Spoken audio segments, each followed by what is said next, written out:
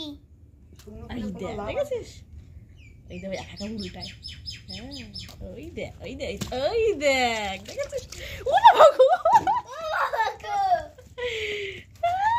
যা ঘরে ঢোক ছাড় দাও আমিও বাটুতে আমি ও সামনে থেকে পারে এটাই বলে স্টাইল কো স্টাইল দাও গুড মর্নিং ভিউয়ার্স, আশা করি সবাই ভালো আছো। আমরাও খুব ভালো আছি। আর এই যে দেখতে পাচ্ছ আমাদের বাড়ি একটা নতুন অতিথি এসেছে। এই যে খাল বিলে এখন প্রচুর বৃষ্টির জন্য জল জমেছে না, তার জন্য কিন্তু এসব অতিথিরা ঘুরে বেড়ায়। এই দেখো আমার ভাসুর মশাই মানে দাদা হচ্ছে মাছ ধরতে গিয়ে একেও ধরে নিয়ে চলে এসেছে। কি মিষ্টি দেখতে, তাই না?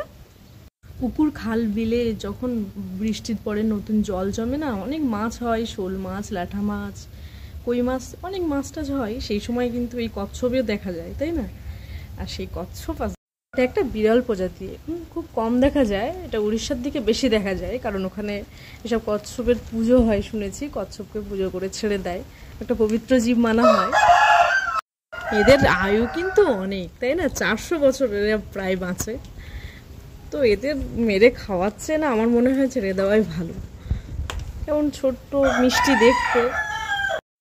আগেও কিন্তু অনেকগুলো পেয়েছিল দাদা।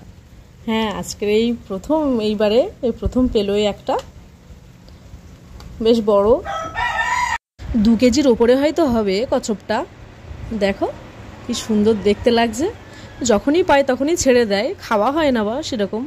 কিন্তু আমাদের নিভান বলছিল যে এটা খাবো, কেমন খেতে হয়, খাবো করছিল।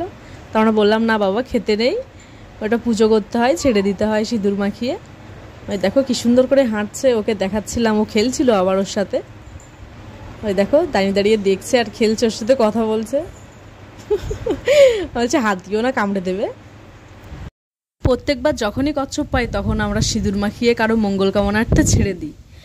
আজকে দেখো এই কচ্ছপটা পেয়েছে, কিন্তু আজকের আমরা এই কচ্ছপটা ছাড়বো না, আমরা এই কচ্ছপটাকে রেখে দেব। দেখো আমরা এই কচ্ছপটার সাথে কি করি। না, কিছুই করবো না, অবশ্য খাবো না। আমরা এই কচ্ছপটাকে এবারেও ছেড়ে দেব, তবে আমরা ছাড়বো না। আমাদের একটা দিদি আছে আর কি, মানে আমার যা হয় আর কি, একটা অন্য শরীকে, সে হচ্ছে দাদার মঙ্গল কামনার্থে এই কচ্ছপটা নিয়ে ছাড়বে আর কি, তার জন্য নিতে এসেছে।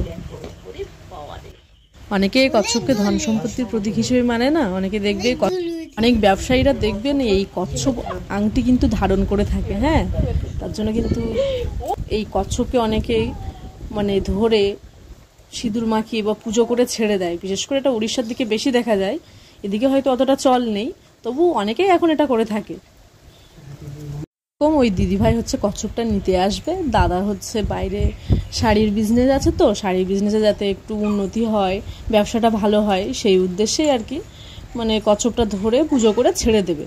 তার জন্য দিদিভাই নিতে আসবে কচ্ছপটাকে আজকে।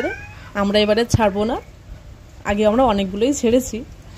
দেখো এই যে দিদিভাই আসবে এবার। দেখো দিদিভাই হাসছে, আমি ভিডিও করছিলাম বলে যে দিদিভাই এসছে, অসুস্থ দিদিভাই কচ্ছপটা নিতে এসেছে। দাদার ব্যবসার মঙ্গল কামনার্থে কচ্ছপটাকে পুজো করে ছেড়ে দেবে। যেমন সোনার সাথে খেলছে দিদিভাই। এই দেখো কচ্ছপটা, ওই দেখো সে পালিয়ে যাওয়ার জন্য ব্যস্ত। কি মিষ্টি দেখতে না? বাই।